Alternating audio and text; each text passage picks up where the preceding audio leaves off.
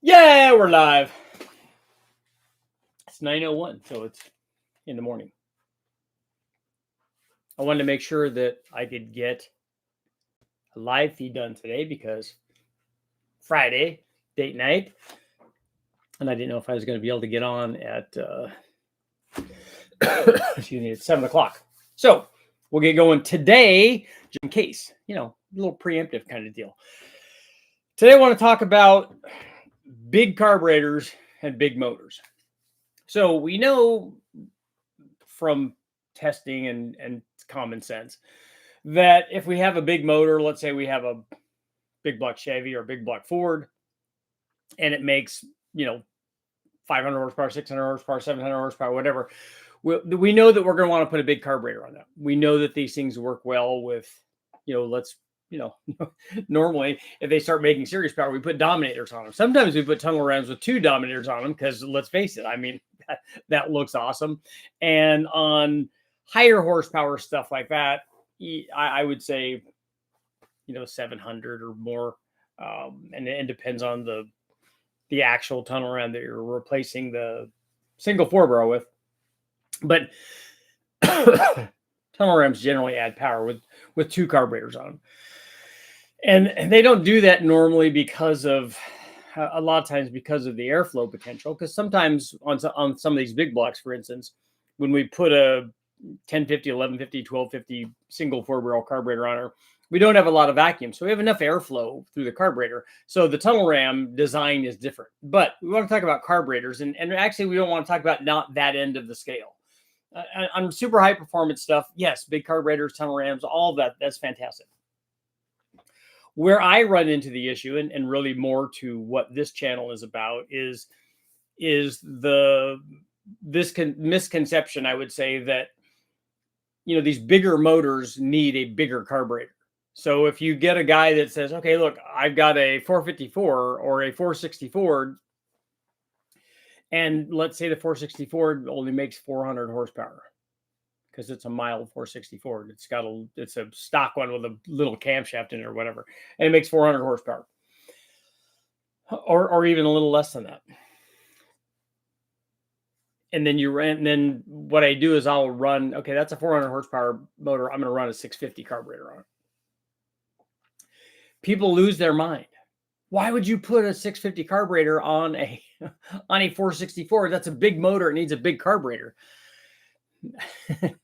and my argument, having tested this a lot, is that when you run, and we want to talk about why people think that this is the way that you should go, because you'll not talk a big block guy into putting a small carburetor on there. It's not going to happen. And I'm going to tell you why it's okay to put a bigger carburetor on the bigger motor, even if it doesn't add any peak power. But the power output of the motor is going to dictate how much airflow the motor needs. That's going to dictate the carburetor size. So the motor needs to draw in and process a certain amount of airflow to make that happen. Can you achieve that with that carburetor without a lot of loss? There's always going to be some depression on the other side of the carburetor. There's always going to be a little bit of vacuum because that's how they work. You get airflow through the venturies and it draws fuel in. But if you get excessive vacuum, it means the carburetor is too small. And this is easy for us to check on the dyno. We just take the 650 off and put a 750 on, and does it add power? It adds power. And a lot of times the consideration goes beyond that. Like, okay, we've got a 302, we put a 650 on, and that does good. We put a 750 on, it added 6 or 8 more horsepower, let's say. But it's just not going to be as good in the car driving around. It's not going to be as snappy and responsive as you would want it to be. You'll probably enjoy the responsiveness of the smaller carburetor in 90% of the time than you would ever miss 6 horsepower, on the top, because you'll only know that if you're super consistent and you're out drag racing and you miss that 100th of a second or 200ths or whatever that power gain translates to. So you wouldn't notice that, but you'll notice the drivability portion driving around. If there's a change in drivability between the bigger carburetor and the smaller carburetor, you'll definitely be noticing that a lot more because you'll be utilizing the area where that happens, obviously, a lot more. But the thing is, when you compare the big motor, like you would get a 350 or a 302 Ford, let's say, and a 464, they both make 400 horsepower. The 302 is going to do it at 6,000 RPM, and the 460 is going to do it at 5,000 or 4,500 RPM. It's going to do it fairly low. The 400 horsepower still needs that size carburetor, and I don't know how many times I've run these big blocks on them that are not very powerful big blocks, because they're stock ones that came out of the wrecking yard. And we're like, okay, we put a dual plane and a carburetor on there. And we ran. Oh, that's way too small for that. It's a big motor. You need a big carburetor. Okay, well, when we talked about putting the bigger carburetor on the 302, on a 400 horsepower 302, and why going to a bigger carburetor might not be a good idea for, when you're driving around, you might lose response. This is one area where if you put the bigger carburetor on the bigger motor, you're probably not going to lose that response, because the bigger carburetor or the bigger motor is going to have a much bigger signal down low for the bigger carburetor to deal with. That's why they put these bigger carburetors on these big blocks, and you can do it. The unfortunate side of that is that people think that that's an absolute, that, if the big block got the 800 CFM quadrajet, or the bigger Holly, in the case of some of the performance stuff back in the muscle car era, if it got the bigger carburetor, people think that you can't use that with the smaller carburetor, even though the smaller carburetor is more than enough to feed the needs of that motor. They can't get that out of their head. They're like, no, the 455 Buick came with an 800 CFM quadrajet, or whatever the thing is. Same thing with a big block Chevy or a Pontiac or whatever it is. They would see the step down in carburetor size as a step down in performance and a slap in the face of all that they know that is true and good. But again, the reality is that whatever the airflow is going to dictate the carburetor size that you need. Just because one motor is bigger than the other, it still works and it still makes the power. Like I said, on the bigger one, you can get away with more. And if your plan later on is to, maybe you just now put a RV cam in it, because that's what you're doing, and some long tube headers, and you got a dual plane intake manifold on there, and you put a carburetor on there. But later on, you're going to go, well, I'm going to go to ported heads, maybe a stroke or something. If that's in the future, just like when we're planning for turbo usage, that you make the motors and injector size and all that stuff so that you later on you can turn the boost up. If that is your plan, then go with the bigger carburetor. But if somebody gave you a carburetor and you already have the carburetor and you put it on there, and somebody tells you, oh, that's way too small, it's probably not. Probably not at the power level that you have right now. So we get lots of opinionated people about this. Every time I ran one of the Gen 6 big block Chevys, and we ran it stock, and it made 370 horsepower, and I ran it with a 650 Ultra, the Ultra HPs or Ultra XPs. I'm like, that's good carburetor. That's enough for 370 horsepower. If I was running this on a 370 horsepower, small block 350 or a 302 or a 351, you wouldn't think twice about that. There would be no comments about that. They're like, oh yeah, that seems like works pretty good. Maybe try a 750 and see if it's better. Is it? And again, you go back to the drivability kind of thing. Is that really an issue? But the people that are making the comments are not asking that question. They're telling you that, hey, look, that carburetor is way too small, just as a general thing, as a general feeling inside, just kind of a gut reaction. It is interesting. An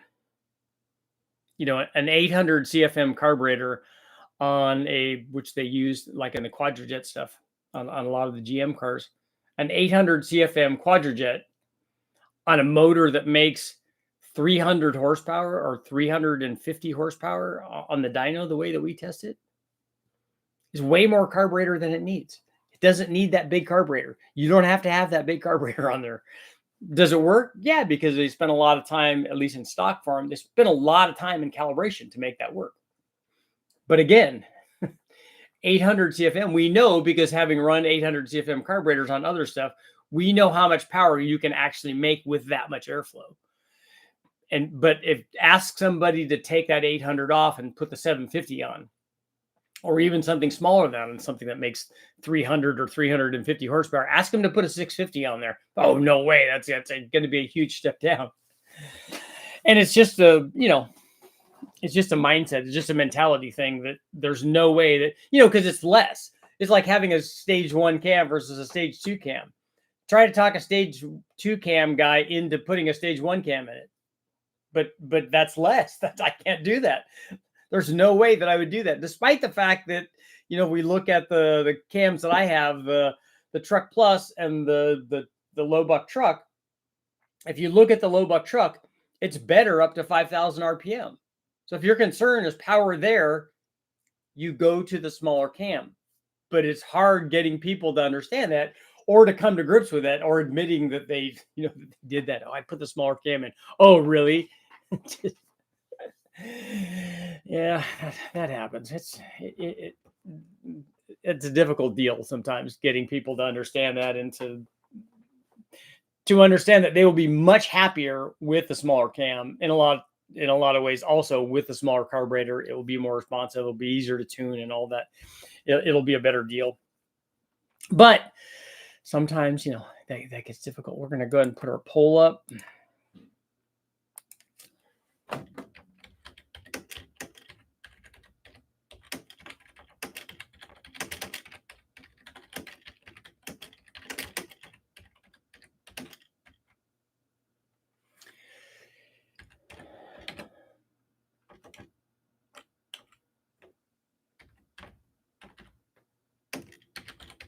We'll do some Ford love today.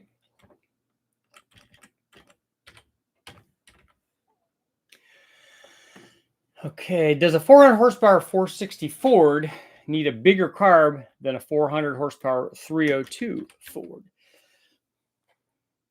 Okay, let me know what you guys think.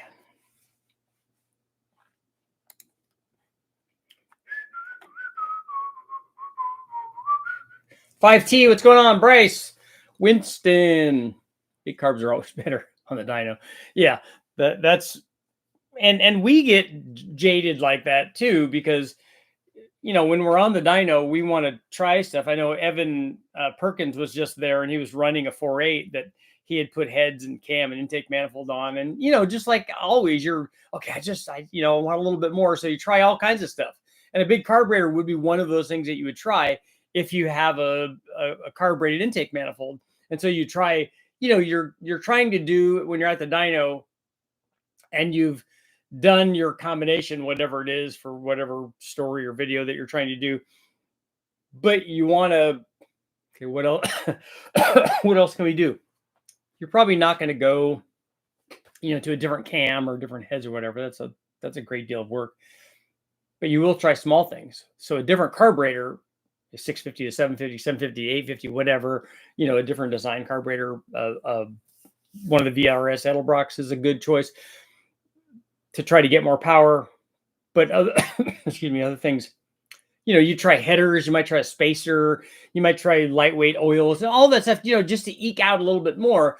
But because we do that on the dyno, you're maybe not going to do that actually out in the real world. Ireland's in the house. What's going on?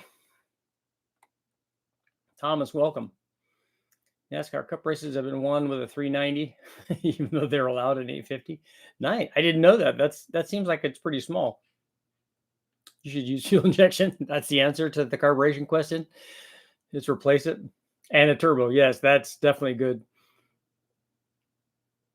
And that comes up, which I'm surprised, Neil, it comes up a little bit with carburetor size. I've had a couple of guys comment on using the 850 CSU blow-through carburetor that we run.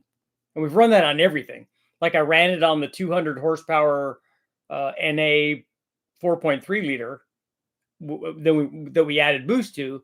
And then we also have run that on 1,300 horsepower or big blocks or whatever as a blow through kind of turbo or blower thing. And they're like, well, you can't do that. It's either too big for the 4.3 or it's too small for the other one. And I'm like, it could get to a point where it's too small if it becomes, some kind of restriction, and or it's the size of the carburetor is limiting our tuning somehow. We've exhausted all of our ability to get the fuel in there. But they work pretty well in a pretty wide variety. I mean, if you look at that, you got 200 horsepower, and I think with the boost on it, it made 300 or 350 or whatever, up to 1,000 more than that. It's a pretty broad range.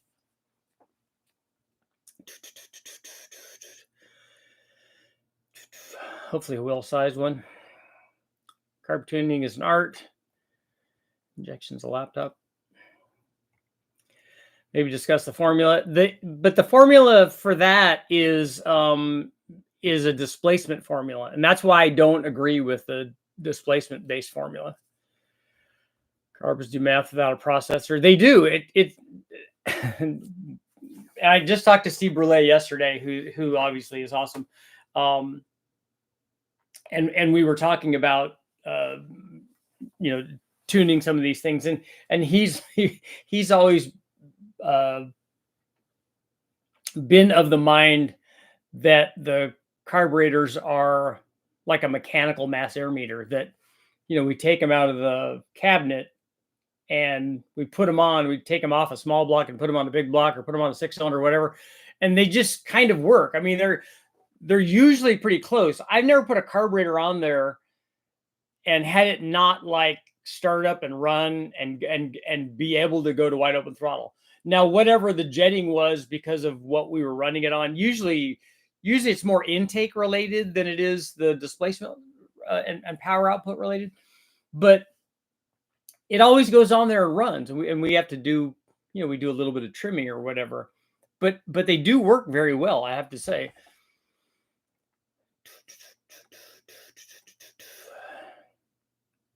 We're in a 650 on a big block, 468 with LS6 TRW replacement pistons. Okay, so those are going to be high compression.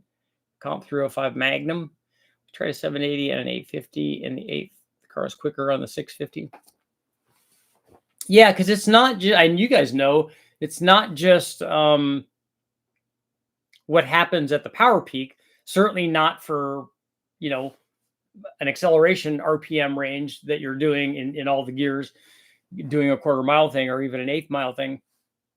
You have to have average power. You also have to have response for, what's happening for the 60-foot time. And there's a lot of things that go into drag racing that we don't see, obviously, on the engine dyno.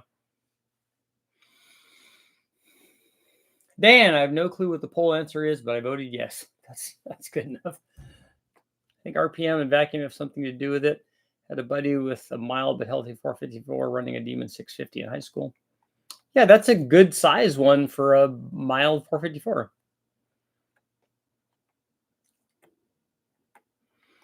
Just some basic math. Yeah, the math doesn't, I don't, that's like I said, because the problem is that you can have a 454 that makes 200 horsepower and you got a 454 that makes 800 or 900 horsepower. And obviously those are going to need different kinds of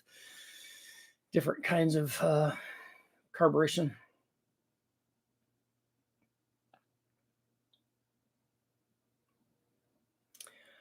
I got so tired of trying to explain to the guys on the Ford forum that a 750 Holly swapping a 351 into a 94 F-150 is not going to make it a 400 horsepower engine. It isn't the EFI holding it back yet. Or for a lot of guys too, and this came through, kind of started way back in the 70s, but it's the smog stuff. I'm going to take the smog stuff off of it. Okay, you're driving, if your car has a smog pump, you're driving the smog pump. Do you want to take your air conditioning off? Or putting an electric water pump on can be worth a little bit of power. But the smog stuff isn't holding it back as much as, this motor would be, instead of a 230 or 40 horsepower tune port motor, it'd be a 400 horsepower motor if I take the smog stuff off. No, it's not going to do that.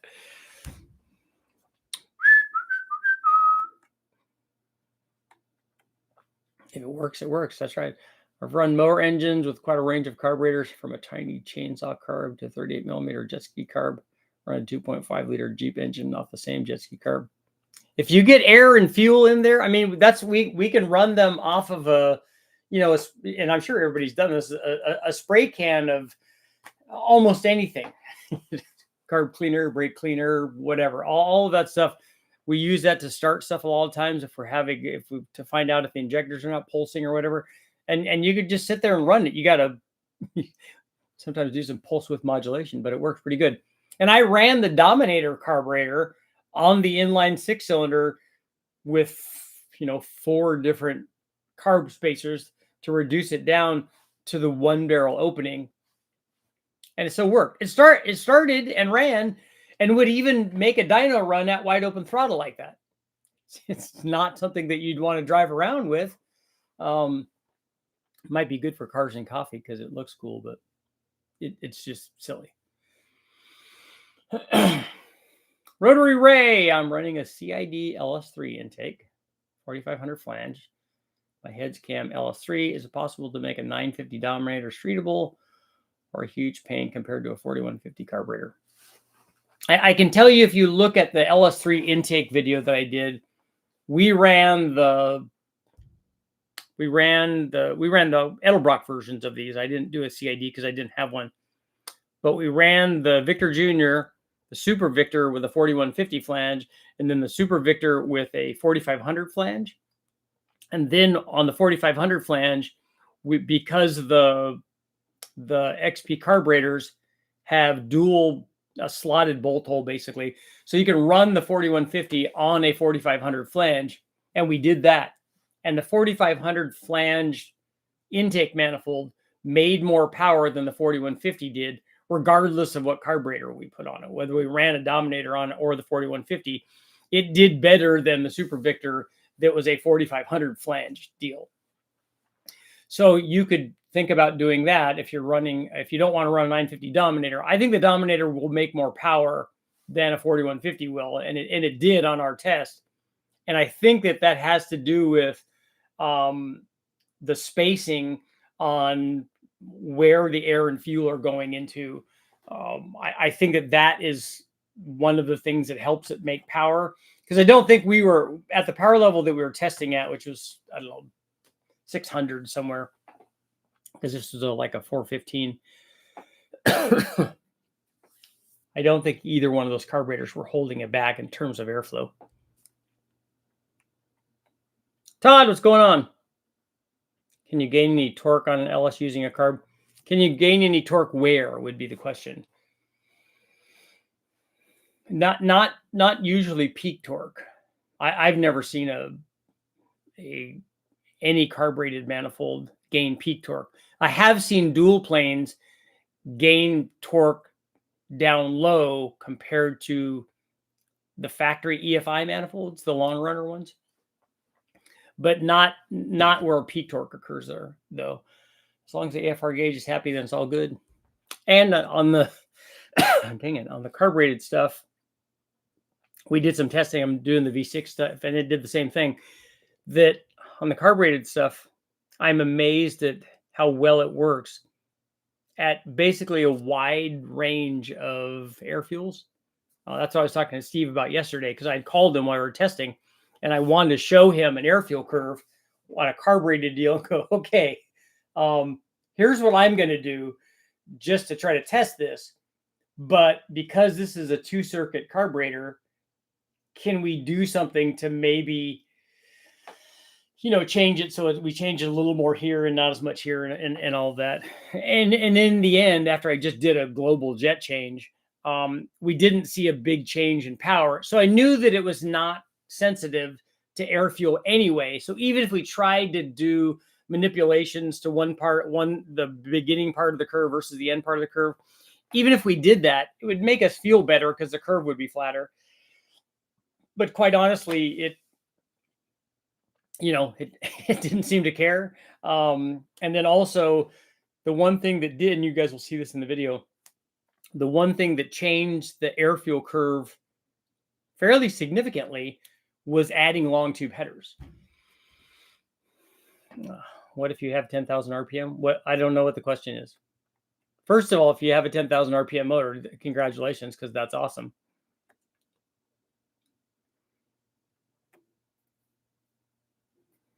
'72 Chevelle with interior and 8-point cage on slicks. Went 670 on the 650 and crept into the 680s on the 750. 780 maybe because it's the spread bore was right in the middle.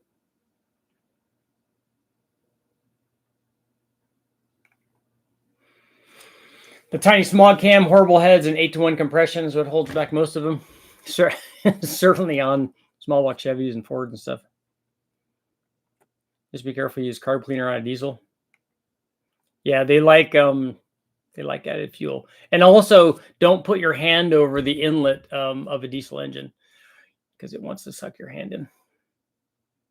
Running 2 AVS 625s versus AVS 750s on a 496 big block made zero difference in a quarter mile with an Offie 2.4 intake manifold, but yielded a slight difference with a tunnel ram. Okay. If you had a choice between a lower horsepower 2,000-pound car or a high horsepower 4,000-pound car, which would you choose with the same power to weight? For me, that choice would come down to what I'm doing. If I'm running at Bonneville, which is what I'd like to do, I'd always take the higher horsepower deal. The thing that I like about if I'm road racing, I'd take the lower horsepower lighter car because the lower horsepower lighter car will also do everything else better. It'll have better braking and better handling. So you wouldn't get that regardless of having the extra power. You would get other gains for different things. Richard, are you coming to LS Fest? I don't think so.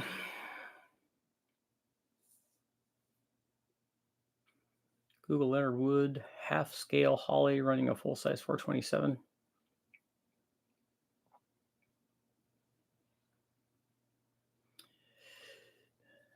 Yes, people are kind of saying the same thing about the different power weight deals. Richard, what factor mostly affect on idle quality, overlap or late closing the intake valve? I don't know. I don't know how to isolate those two. What are the signs of too big or too small of a carburetor without a dyno? If you don't have a dyno, you can hook a vacuum gauge up to the bottom of the carburetor, and you could tell immediately if it's too small. If it's too big, you can kind of tell maybe by throttle response, but that would only assume that you also could tune the carburetor so that it was working as good as it can. And then if it's not, terribly responsive. More weight, higher horsepower would probably help you keep it on the ground on the salt flats. Yeah, there are a lot of people at Bonneville add weight. For the front wheel drive stuff, we don't do that, or at least I never have. On the front wheel drive stuff, it's not as much of a concern because we don't have the back end trying to pass the front end. But we're not as concerned about weight at Bonneville because it's not a weight thing. It's just a power versus aero load thing, and more power, more power wins, and better aerodynamics too. Aero is very important. What's your favorite 427 engine? I don't really have favorites. I like all of them. Like, how do you pick between, a 427 Camry Ford or an L88 or a ZL1 Chevy? I mean, it's both pretty good. I like to have either one of those. And a Stroker 427 small block is also awesome. I've built a couple of those.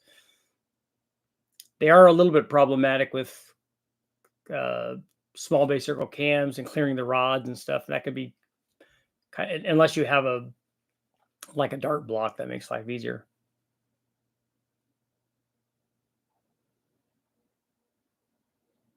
TK, if the horsepower is the same, the airflow needs of the carburetor should be the same. What is a vacuum number that shows the carb is as good, as big as it needs to be? I'm assuming it has to have some vacuum or the carb puts working. Yeah, we have to have a little bit. I don't know what the number is. I can look back and see on our data and see where it is. But I'm thinking more than an inch is probably starts getting into potential for if you see 2 or 3 inches, you're going to have power gains if you put a different carburetor on there. My favorite biggest V8 would be a TVR. Yeah, those are cool.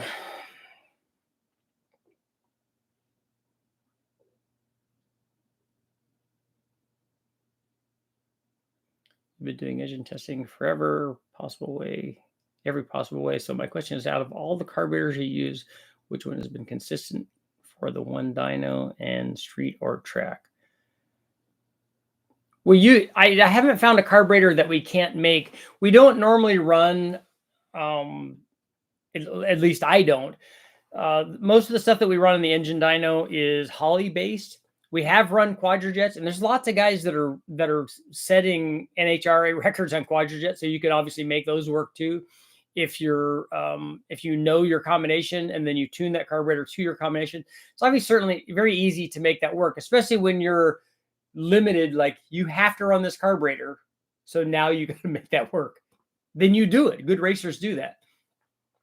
I don't think there's one universal carburetor. If I had to pick something now that I was going to put on there, I think I would put a VRS Edelbrock.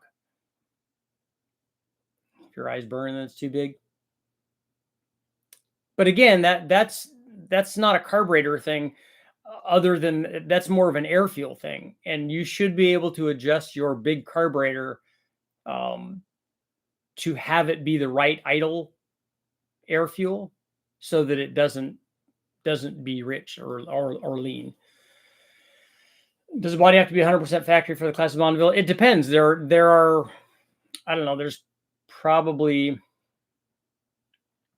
8 or 9 different classes that we can run. Have you ever messed with Webers? Yeah, I have on side drafts on my 260Z that I had. So I did a lot of stuff with those. I can't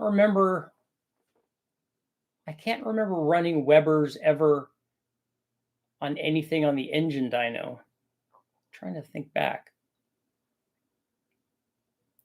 I think, and I wasn't there.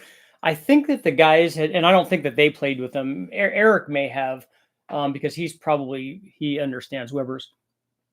But I think they ran it on a Lotus motor one time. I think it was Jay Leno's when they were, that's the only one I can remember where they ran the side drafts on it.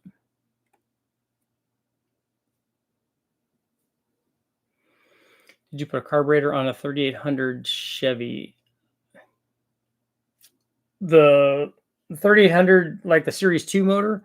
I don't think I've ever put a carburetor on one of those.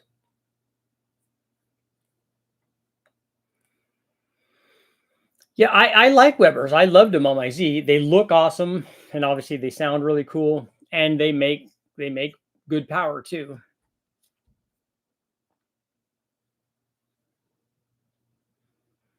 What airfield do you normally look for in 85? We look for the same on the gas scale. We tune it the same as we do any other fuel.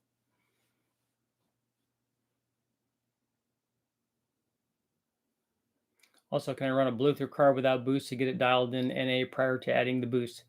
You might be able to. We tried running the the CSU carburetor NA, and it didn't seem to work as well NA as it does under boost. Now, maybe we didn't spend a whole bunch of time trying to dial it in. But what we normally do when we run these boosted motors with a blow through is we just run one of the shelf carburetors on it and run it NA, tune it, dial it in, and then swap over to the CSU carburetor when we're adding boost.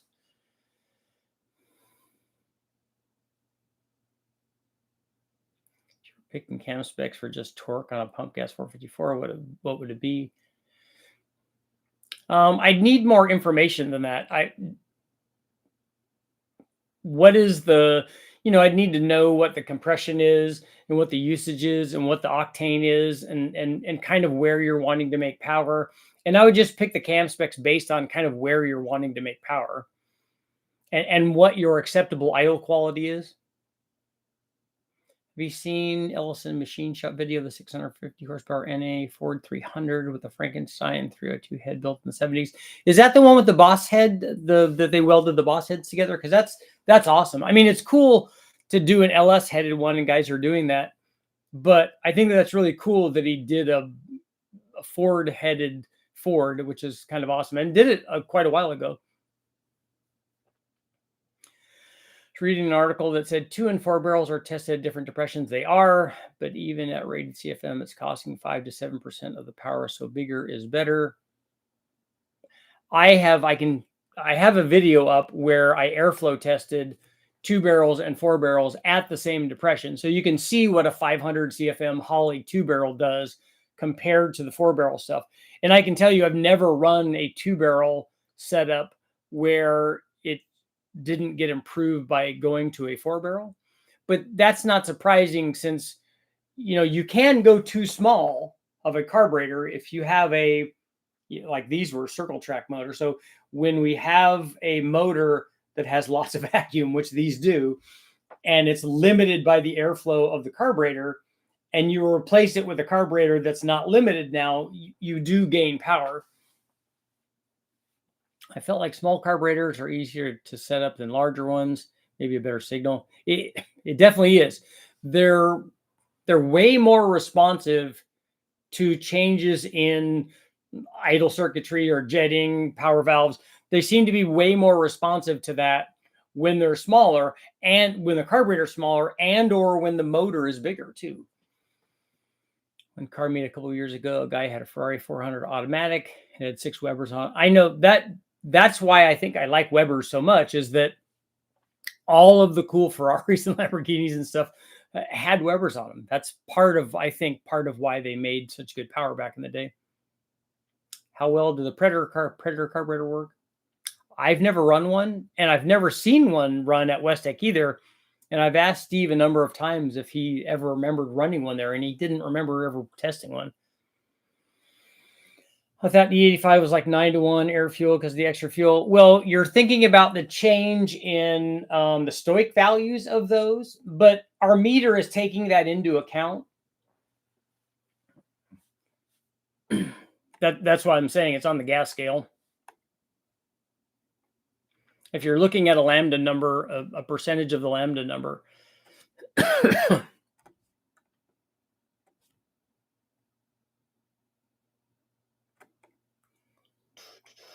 Most people overcarb their engine. You only want to use a carb that will reach its flow potential.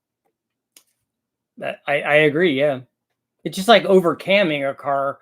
Hey, let's put a cam in it that makes 5 more horsepower at the top. Guess what it does to all the rest of the curve? Now, carburetors don't always do that. A bigger carburetor doesn't always like trade power like that. It's the same because the carburetor's nice. Like I said, it's Steve Brulet's. It's a mechanical mass air meter. So it draws in less fuel because it has less airflow. It's just that you get when you get into extremes, then it gets more problematic to tune.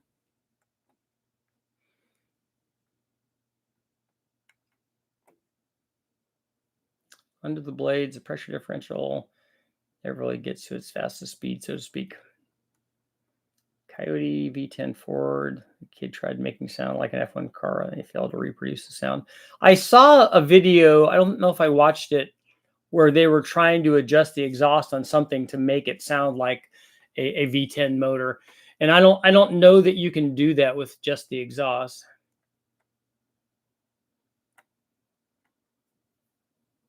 Sean, when you sat in that Ferrari, did you make Ferrari noises?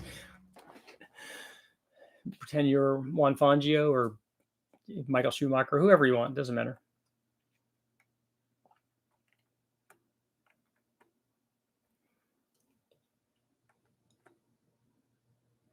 Of course, a Ford guy is saying that LS is a stolen 351. Yeah, I get that a lot. Cut Coyote heads and welded them together. That's cool. If I let you skip the signal, all the flow all the time. That's right. I look at, when I try to explain that to people, the difference between the carburetor and fuel injection is that And this is why we can get the air fuel whatever we want with EFI at any given combination of RPM and load and stuff, is because on a carbureted combination, here it's asking the carburetor for fuel. We're telling the engine how much fuel we're giving it, that we're not asking it. And that's the difference, is that, hey, look, under these conditions, you're getting this amount of fuel. We're making it be this air fuel. And on a carburetor, that's not the same thing. Love to see you engine dyno some Ferrari and Lamborghini stuff. That would be cool. I doubt that that's ever going to happen. Can you determine the RPM range relatively accurate solely off of cam check specs and displacement? I can, but what I would need is also the intake manifold, because the intake manifold, in my opinion, has more to do with effective RPM, or can change the effective RPM every bit as much as a camshaft, oftentimes more. So you need that too, because the cam doesn't, you can't, like if you take for instance, if you take a 4.8 or a 5.3 and it has a truck manifold on it, and has stock heads on it, you put a camshaft in, you could put all the camshaft in it that you want. You put the biggest cam in there that will fit with the stock piston to valve clearance, and you can't change the effective RPM range that much because the manifold isn't going to let you do that. But if you put a short runner manifold on it, all of a sudden, yeah, now you can go to 7,500 or 8,000 or whatever. You like big carbs and you cannot lie. Richard, I see people are tagging you in BTR's post about the new truck Haas cam. Like most of their questions could be answered in your video, but the difference of the 50 values. Yeah, but the thing that the industry likes is they like new stuff, like all of us. And so and I'm sure that's why they came out with it. It needs something new. It's been a while since the Truck Norris cam came out, and they need something new. And like we were talking about, the ability to talk somebody down from the stage 3 cam to the stage 2 cam or the stage 1 cam, they're just not going to do it. But getting them to go from a Truck Norris to a Truck Haas now, the bigger cam obviously is better.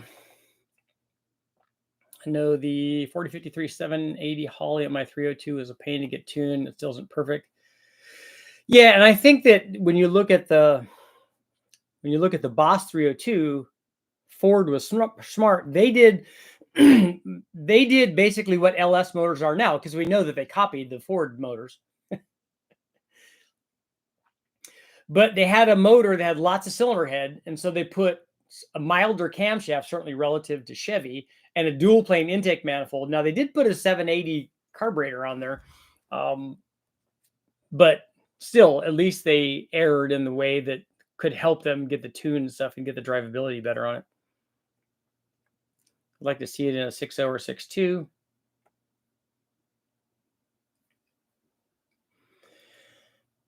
Well, I ran the low buck truck on a 6-liter, so you can kind of see what that does, or what a Truck Norris or a Chupacabra kind of cam does. What about twin Dominator setups that make big power? Those were, we talked about that earlier. Those work really well. I did the test with the Wilson ported, it was a Dart manifold on a big block with 2 Dominators. And first of all, it looks awesome because they were Ultra Dominators. And so, it makes a really good visual statement, and it made a lot more power. Don't think it's a carb, but did you ever have a flying toilet? I have not.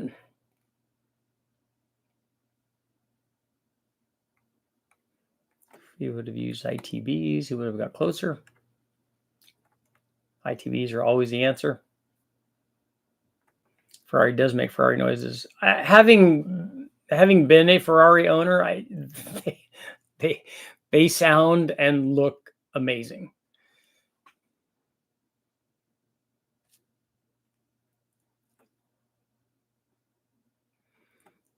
You can make a non-V10 sound like a V10 if it's a 5-cylinder.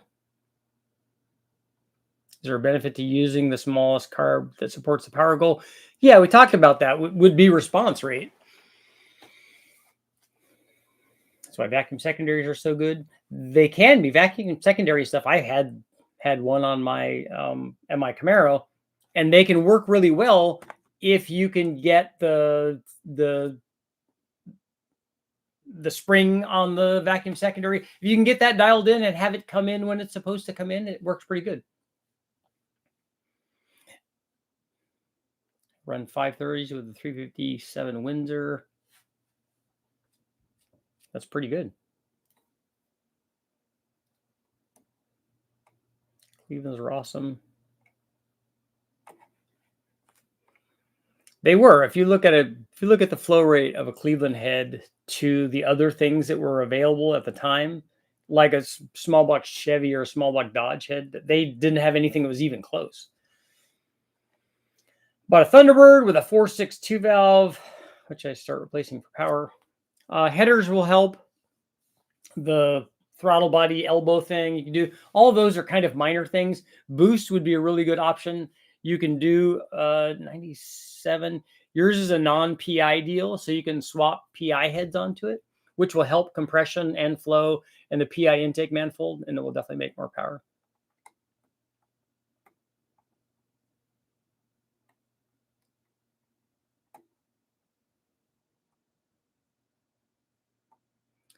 Not me. What motor do you have where you're having oil cavitation at? Turbo ITBs, something I'd like to see a comparison to intake plenum. Well, if you're turbocharging individual throttle bodies, like an IR setup on an NA motor that doesn't have a common plenum, and you're then turbocharging it, you have a common plenum. So you've changed the design of the intake manifold, first of all. So you've made a change to that. And then obviously you've added a boost to it. The individual throttle body things are not the thing that makes power. The flow rate and the runner length, those are the things that make the power. In fact, you could argue that, and you could do a surface area calculation on having all of those blades in the individual relatively smaller holes. Do they restrict flow more than one big throttle body would be out on the plenum? And you have no Helmholtz resonance from the common plenum, from not having a common plenum on an ITB. Although whenever we've tested ITB stuff, it tends to make more power.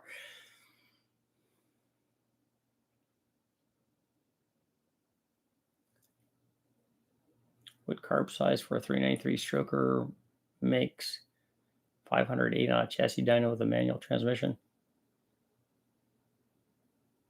So that would be 600 horsepower.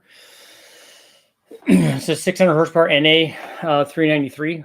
We would at least have an 850 on it, but something at 600 horsepower, we would just run a 950 Ultra XP on it on the engine dyno.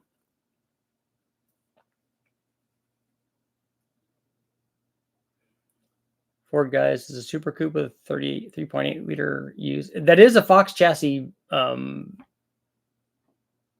car. Truck cost is $219. I'm getting the vibe that we'll do similar things in a 6.2 that a truck nurse will do in a 4.853. I don't know how you're comparing those two things. The truck nurse will make more power than that cam. I would bet, again, up to 5,000 or something. The 219 cam is going to be kind of between their between the hot rod cam and the red hot cam. It's positioned right in between those two. So again, for a guy wanting to do what a Truck Norris cam does, I would still, for 5,000 and lower, I would pick a Truck Norris cam in a 6-liter or a 6.2. I want to swap a single plane on the 393. Well, if you're making 600 horsepower on a 393, it should probably have a single plane on it. You're going to make more power with a single plane than a dual plane, certainly. As a Ferrari owner, I like to form my own opinion. Okay. You want to form your own opinion about whether or not Webers work? You know me, I love high RPM, big cam engines, but 90% of the people will be more happy with a 230 cam. Yeah, and when you look at the cams that the vast majority of people pick, they pick cams that will fit stock piston to valve, because many more motors that are put together or cam swapped are going to be motors that are running and originally came in the car or from a wrecking yard, and guys don't want to replace pistons to do a cam swap. If they're building a motor and they're putting pistons in it, they will do that. But way more smaller cams are sold than bigger cams. Sean, did you like my solution to the Camaro visibility? Yeah, they get all that free flow, right? Plus, it solves it. You can take out the AC like that too. Windage, tray, crank scraper, plates, an option. On what, Neil? Those are always options.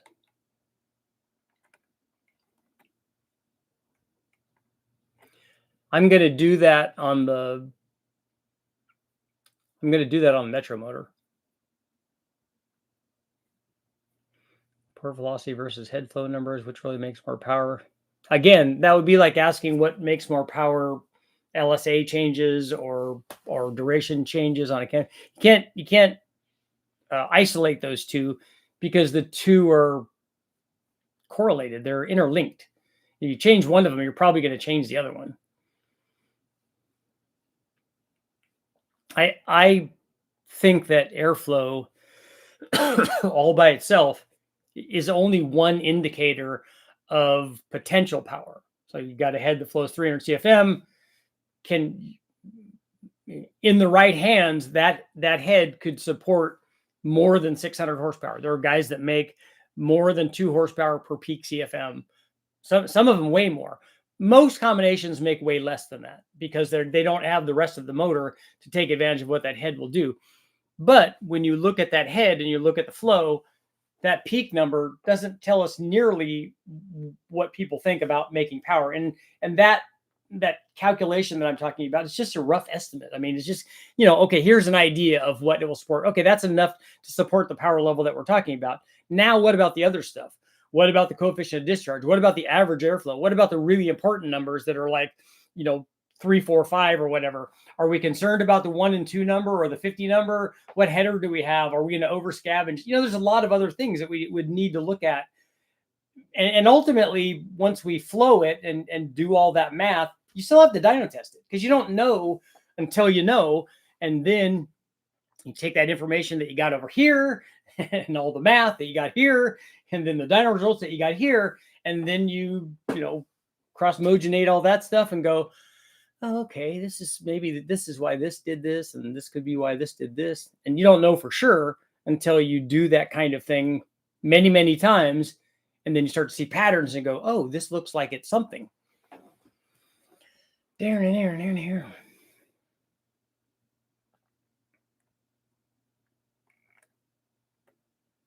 Higher horsepower Nissan GTR is used to remove the ITBs and replace with a single throttle body. That would make sense to me, Neil. The ITBs on an NA motor, because guys want the thing to be like super responsive. I think that's a good idea. Obviously, you have to have a common plenum to force air into the motor past the throttle bodies. Never been a Ford guy. Although I've owned the best Mustang ever, 78 King Cobra. Those are awesome. The disco chicken of the Ford family. That's cool. Uncle Tony had a really good video about Mopar starving for oil because of the front sump going dry on hard acceleration versus GM and Ford's rear sump. So all the oil is sloshing back. For a guy who eats scones. I think I've tried a scone, and I'm not a scone guy. It's way too dry. Oh, Ben, you'd like to form your own opinion about owning a Ferrari? It was fun, and I loved going and picking up my son in it, both my sons for school and stuff, and it looks all fancy, and everybody stares at it and wants to talk to you and stuff. But being a 3.5 liter motor that revs to 8,500 RPM, it's fun out there. But if you drive it compared to a Camaro or a Corvette or a big block or whatever, they don't have any torque. They have gearing, which helps, but it doesn't. The acceleration is not like it is in even in the, even in the NSX. I mean, the Ferrari was faster than the NSX when they were stock, but when we put the turbo on the NSX, it was a lot of fun. I need scones for a Ferrari. What do you think about a guy putting a K series on 308? I think that that's great. 308s are starting to be money now, so he would have that to consider. But rebuilding a 308 Ferrari, and it's only a 3-liter motor, and even the good ones were 240 horsepower. It's pretty easy to get a K series to make that kind of power.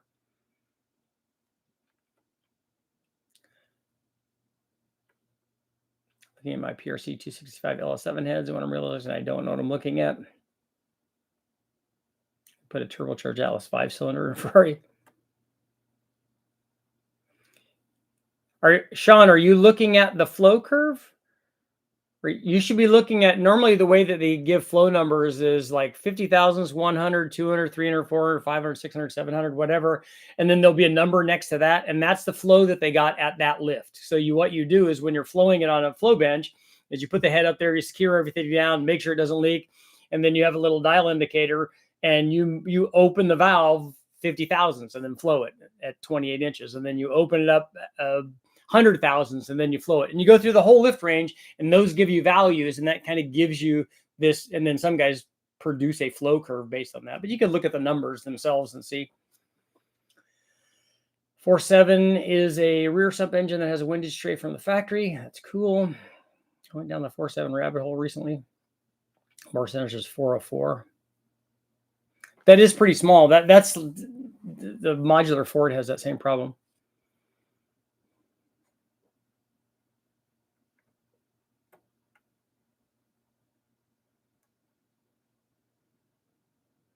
Guys have always driven deep geared. Small engines just don't get big engine torque.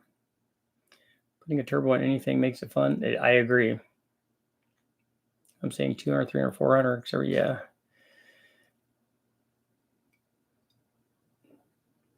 Yeah, Sean, the number that's next to those numbers is CFM. I can relate to my DZ302. No guts below 4,000.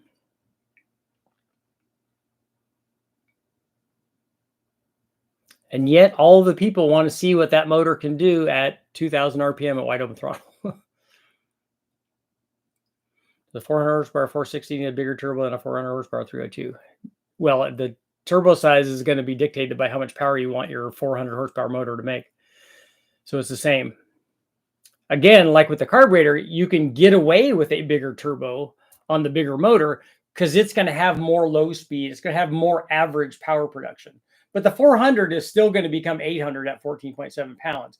It's just that you'll have a lot more response rate on the bigger motor because it's going to, before it makes 400, it's going to make a whole bunch more than the small motor does down low. And as we know, any power gains you get down low help turbo response. So the bigger motor will spool up a bigger turbo better than the smaller motor will. Flowing 300 CFM at 400 is pretty mean. That is good. That's a big number.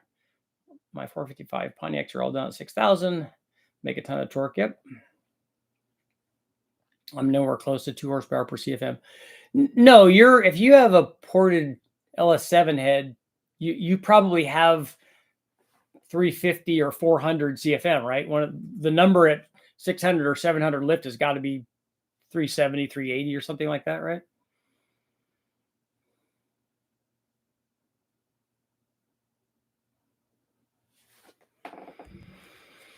I would guess, having seen the numbers on those. 650 is 388, 393. Yeah, so that's kind of right where I thought it would be. So those heads will support a lot, but you just don't have enough motor for what that head can support. Do they allow NACA ducts in any class at Bonneville? Or is that specific to class? It would be one of the modifications that would be specific to class. Most people have enough cylinder head to make the power they want. They just have to optimize it.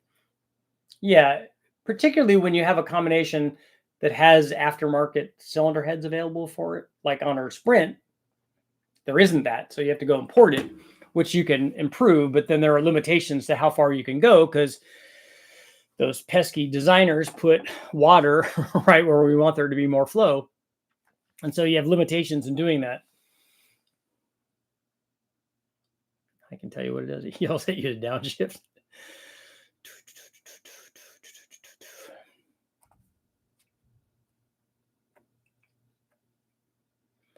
$570 horsepower on 270 CFM.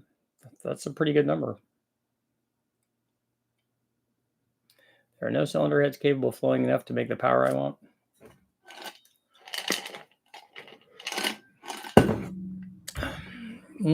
I think Dan was saying that the top fuel heads flow 700. 1 inch below and above the valve is the most important of the engine. 1 inch below and above the valve, you mean in the combustion chamber, in the port? Or 1 inch and below, is that what you're talking about? 1 inch of lift? Because none of these guys are going to be anywhere near 1 inch of lift. Because that would be a lot. Does a 400 horsepower 460 need a bigger carb than a 400 horsepower 302? We're going to end our poll at 63% saying no.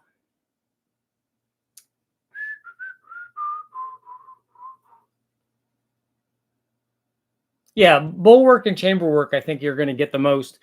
Then short turn radius, and then other places in the port.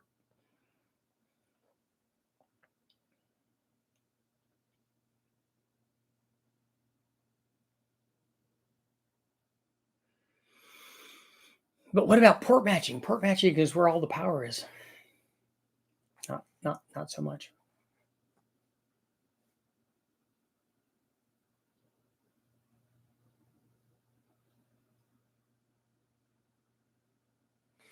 Ben, I don't know what class he's in, so I don't know if they would allow that.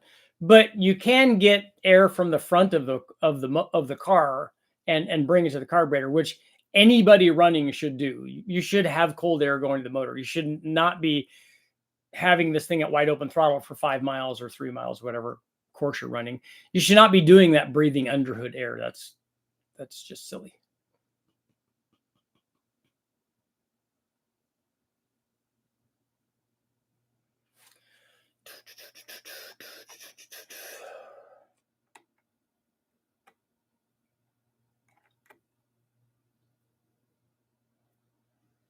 Have a twin turbo inline 6 being added to the fleet. Do you have a BMW or is it a Hurricane?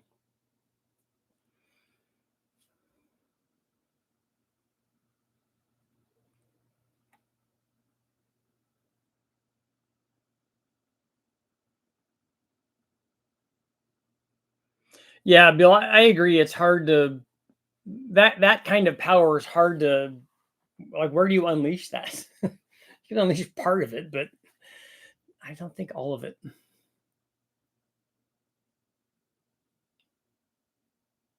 $335. A tree fell out, so I'm getting it for beater car money. Nice. As long as it didn't hurt the motor. Got 1 more minute. I got work to do. How accurate are carb sizings based on VE theory versus reality? I think that they would give you an idea, but like I said, I do it versus airflow. I played with a few of the BMWs.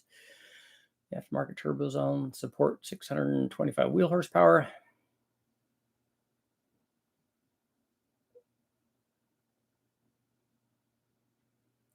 I have a 71 Ford 429 4V with an HEN Edelbrock 1405. It revs and idles very good, but has no power under load. I don't know what you mean by thoughts. It's got injectors and everything. Needs a roof skin and new glass.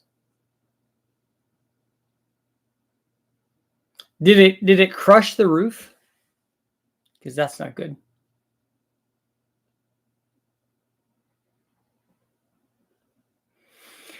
Crushed roof is not good, typically. It's not good.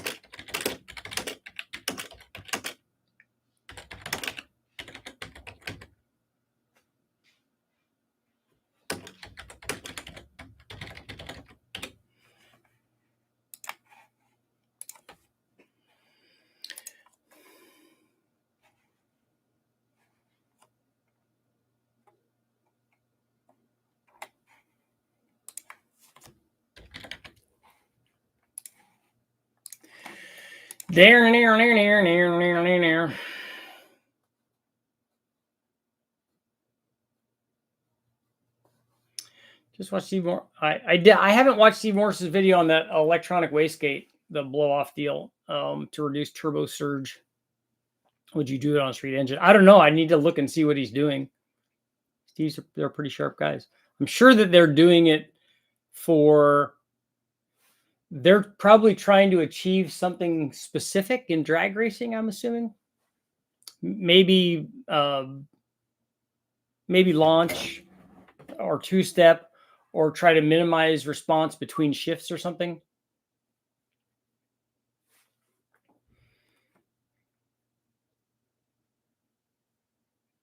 Maybe it's going to be the new thing. Maybe it's going to be the new boost control. I have 468 with a tunnel ram and 600s. Are the 600s vacuum secondary 600s?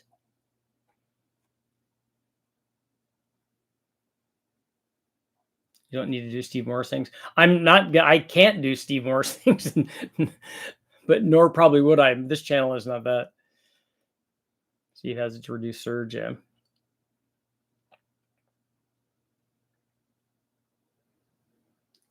So they must be using really big turbos. And so they're running in the surge line during spool up, probably, right? That's my guess. I would love to go back and do something with those guys. Just be there and do a video with them while they're testing something. That's cool stuff.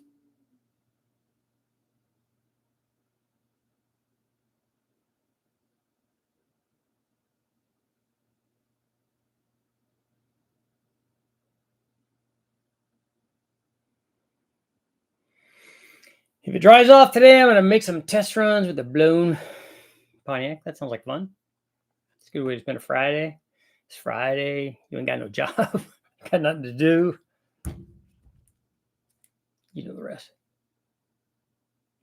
See, he's pushing his turbos way beyond normal people. Well, and that's the potential problem with when you're making lots of power and putting giant turbos on. Four-cylinder guys run into this too. If you're trying to put a 2,000 horsepower turbo on there and you have a four-cylinder, you could have surge issues. Two-step issue with surge, yeah.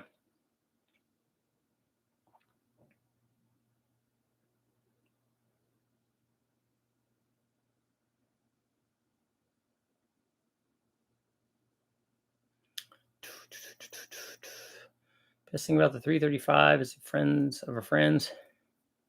Nice. I know it likes to break axles. They're pretty responsive on their turbos.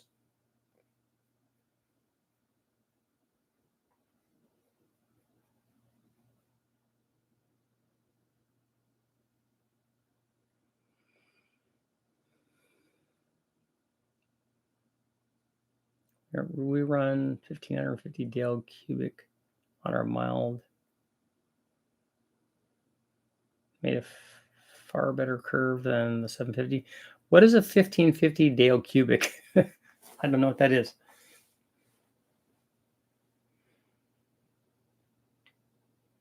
Sean, the torque to one axle is not a big deal until it hooks up. So if you have it spin and then hook up, that's where the twist comes in.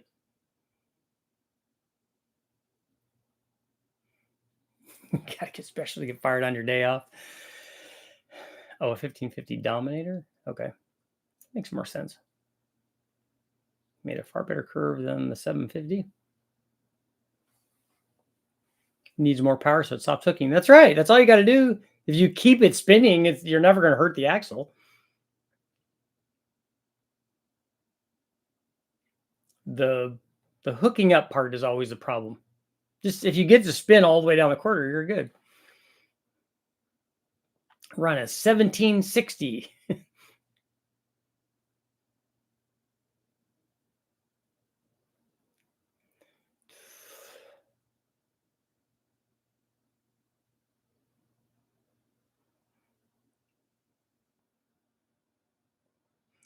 Kyle Morris does a lot of stuff that's more on our end. iron Ford and small block 1,000 horsepower. That's cool.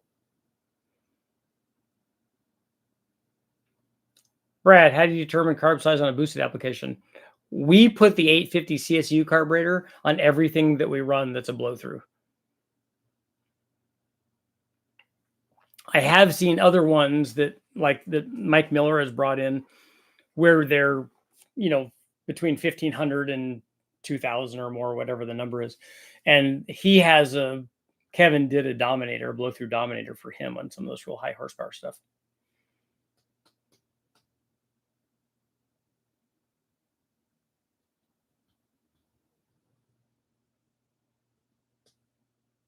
So Thumper, you're melting your Coopers. 455s. Oh, 65 GTO 455. That makes a lot of torque.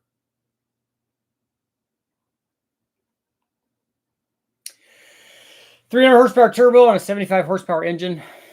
That's better than it being a 50 horsepower engine. Hooking up is not the issue. It's the rejections. She got to swipe right, BMW.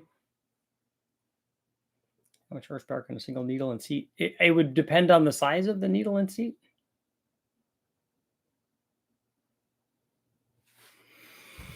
And on that note, it is time to go. You guys everybody have a good Friday. If I get back in time, maybe we can do we're going to be going out. Maybe happy hour and horsepower is required for tonight. So maybe we'll get to see you guys tonight. Later.